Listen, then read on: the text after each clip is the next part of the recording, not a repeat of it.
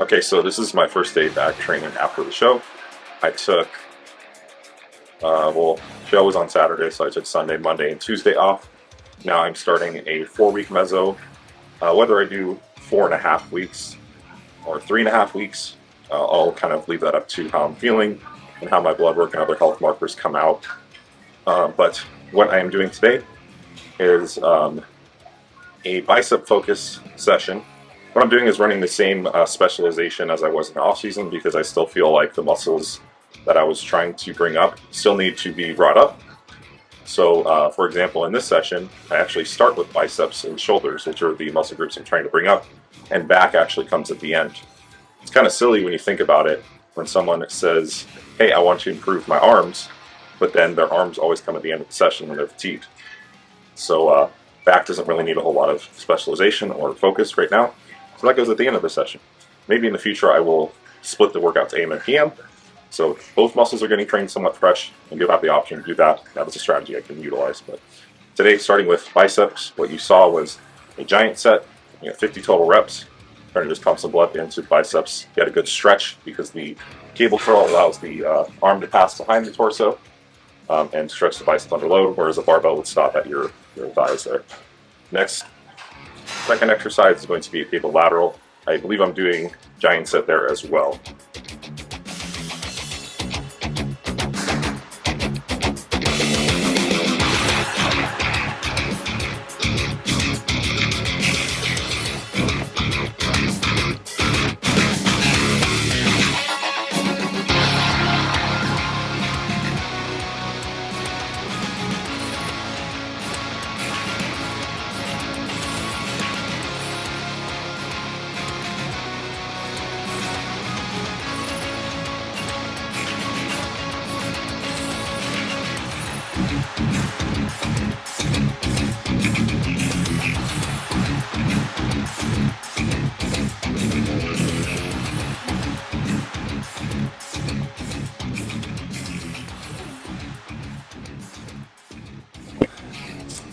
All right, so I just did a giant set of 50 reps with the lateral raise here. You may be asking like why it's done out to the side instead of from the floor. It's simply just variation. I feel as if I get a better pump and disruption in my side delts when I do it this way, but I've done it the other way before and it's worked just fine. So remember, there's no black and white and or when it comes to exercise variation. It's just what works best for you, what produces the best stimulus to fatigue ratio in that training session and that mesocycle. And that changes over time. One thing you may have noticed is that with giant sets, sometimes if I'm really close to like my rep target, like at 50, for example, I stopped this set at 48 at my RAR target, I may take a couple breaths and just knock out the last couple reps instead of having a less than effective set, meaning a set that's not close to my proximity to failure. If I just rest a couple breaths, I'm able to knock out a few more effective reps. Sometimes I don't do that in the first week as much, and I do it more towards the end of the mesocycle.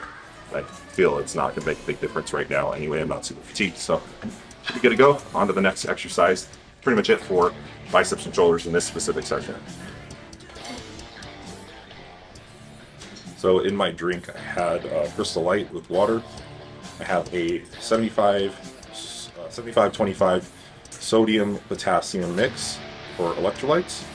I had 10 grams of creatine, and then I had 12.5 milligrams of Cialis. Cialis is because I was looking at this paper. It's one paper, single study, but the statistical significance of the effects of Cialis on muscle protein synthesis and also fatigue were very, very significant. Now, more data probably needs to come out, but I had some Cialis on hand. And based on that, it's a relatively safe medication, as even mentioned by the authors in the paper. Lowers blood pressure, improves endothelial function. So it seems like something that might be beneficial. So I'm just utilizing it. I had some on hand. No carbohydrates just yet. Once my calories get up a little bit, my hunger subsides from the prep, I will start to do carbs and maybe protein intra-workout as well.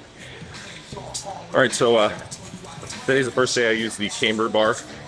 I was lucky enough for Lance to order one for me.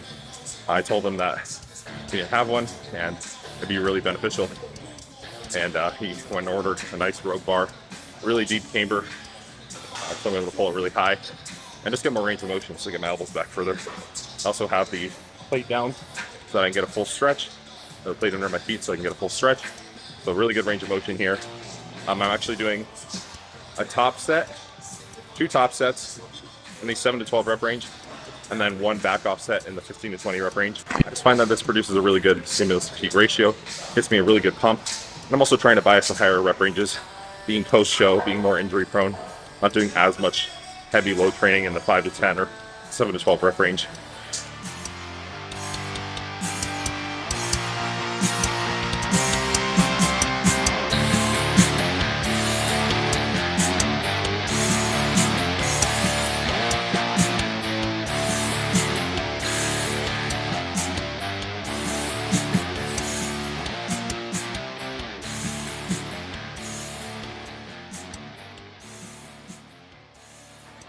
Okay, here I'm doing the assisted pull-up. I'm actually put some D handles on there just to change the grip a little bit. I'm doing these in the 15 to 20 rep range, so a little bit higher rep range. Again, being that I did like 4 or 5 mesocycles prior to this and without any breaks for conference prep, I want to bias more of those higher rep ranges to stimulate the slower twitch fibers and be less injury prone. Just trying my best to get a big stretch and squeeze my lats at the top on this.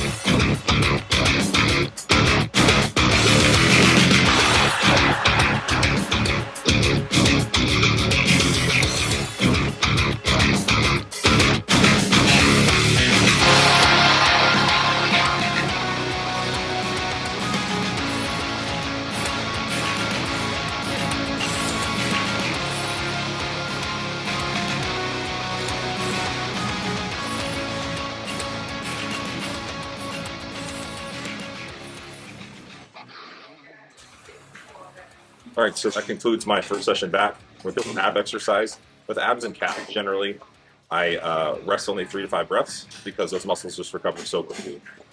So I just rest 3 to 5 breaths, and the reps will descend due to fatigue. It's totally normal.